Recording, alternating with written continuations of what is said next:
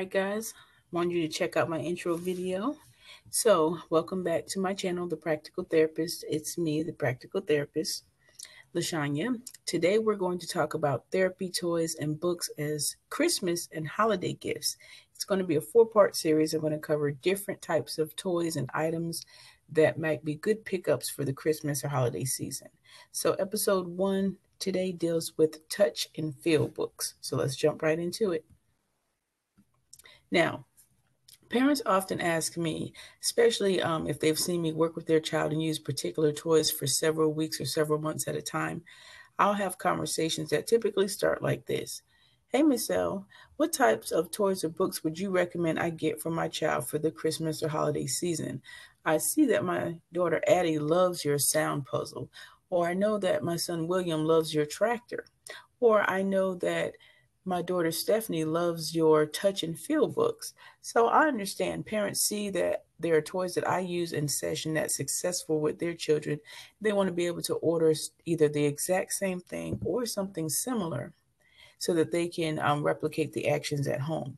Now, even though I've done podcasts and videos in the past talking about using cheap toys like bubbles and balls that you can get anywhere to work on certain therapy goals or speech language activities. Sometimes I do have to go to some of my specialty therapy websites to get certain items, especially if I can't find the item on Amazon or eBay or on a particular retailer's website. But I definitely do have, a list of different websites and places that I can go to pick up some things and information that I can share with parents. So what I'm going to do is talk about touch and feel books.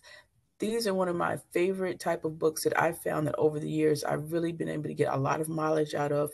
And still, I'm a practical therapist. I want my parents to be able to access the different materials that I have access to. So I do, look at price as well. So when it comes to touch and feel books, I like them a lot for the following reasons I've listed here. For my particular pros, I like the fact that most touch and feel books are made of a sturdy cardboard-like material, so it's sturdy construction, and it's going to stand up to more wear and tear than a typical book with thinner pages. Especially for my 2-year-olds who are now learning to sit and engage more, it's very engaging for them for that particular age group.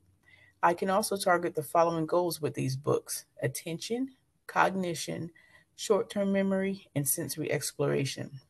Now, what you're looking at here on this particular slide, this is the cover of an actual book that I have. So this is one of my faves. So we're actually going to go through this video today, and I'm going to reference this exact book.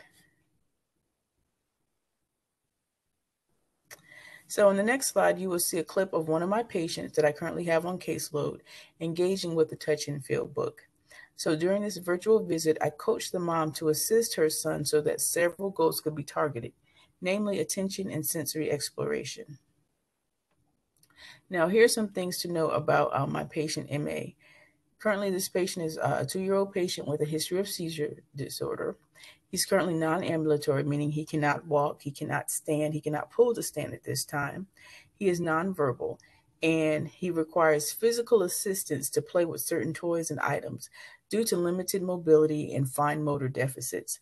Let me also note, too, that this patient, prior to this video clip that you're going to see, when I worked with this patient and first picked him up during the summer of 2021, he did not understand how to interact and engage with toys, and he used to get very frustrated, and he would cry a lot and shake his head no and try to push away from items because he did not understand how to engage with them. So we've come a long way over the last 5 to 6 months, and this video clip is it's been taken from a recent visit of how he's currently doing now. And I've definitely been using this particular touch and feel book to work and target with some of these goals to get the patient to the point where you see him now. So I'm going to press play so you guys can take a look. Turn the page, big boy. Let's see what's on the next page. Yay! What's that? Doggy, doggy. So I'm gonna let him find the fur. Don't show him. I want him to explore with his hands and find the fur. Yep, he found it. All right. So I know you guys heard the woo woo woo woo woo sound. That was Mom. She was trying to produce the woof of a dog or bark sound so that her son would imitate that. And so that's what you guys heard in that particular clip.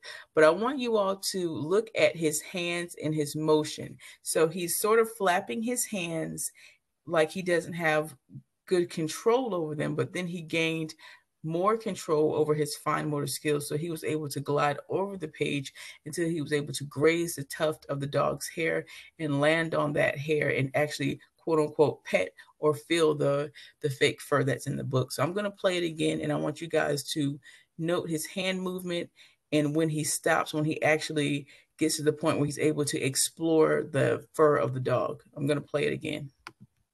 Turn the page, big boy. Let's see what's on the next page. Yay! What's that? Doggy, doggy. So Mom, let him find the fur. Don't show him. I want him to explore with his hands and find the fur. Yep, he found it. All right, so let's go to the next slide. Turn the page, big boy. Let's see what's on the next. Okay. So as you guys can see in this session, the following goals were targeted: attention and sensory exploration.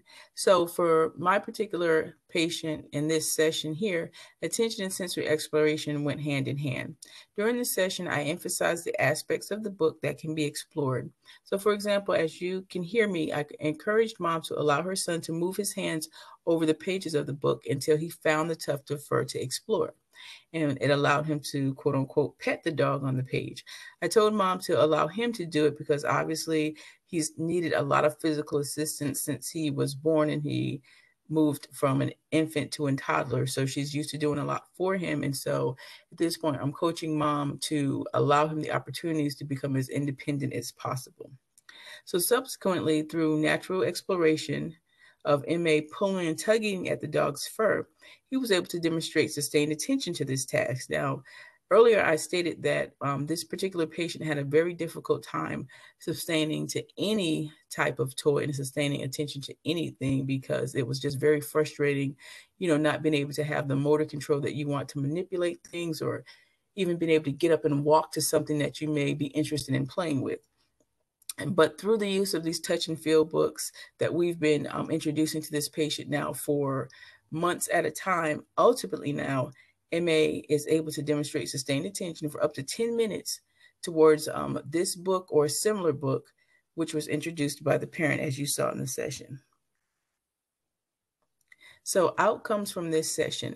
My patient again now is demonstrating enjoyment and engagement using several touch and feel books. Again, like I said, over the last several months. So you can see the smile on his face and the joy he has now where he finally feels, hey, I have something that I have control over.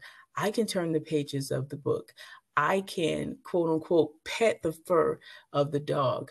I can pet the wool of the sheep. I can pet the feathers on the chicken. This particular book is related to farm animals. So there's several other farm animals in the book, like a sheep, a pig, and a cow, that also have areas cut out where you have the fur, the wool, or the feathers that encourages attention and sensory exploration of that particular page. And again, my patient is able to turn the pages of these hard-covered books now with minimal assist, sometimes independently, sometimes he needs minimal assist, but he's moving to a more independent level. And now when he turns the pages, he's now beginning to search for on his own the fur, the hair, the feathers of the specific animals that are used in these books. So guys, that is it. I hope you guys enjoyed this video. I hope you guys enjoyed seeing the wonderful things that you can do with a touch and feel book. So if you have a child that has any type of issues with attention or sensory exploration, or you want them to begin being able to sit down and engage with a book, these are great books, and I think they would make great Christmas and or holiday gifts this year. So make sure you like, share, and subscribe to my channel, and I will be back with another video soon. I'm also going to be putting in some new information in my description box for you guys. So definitely take care, and I will see you guys soon.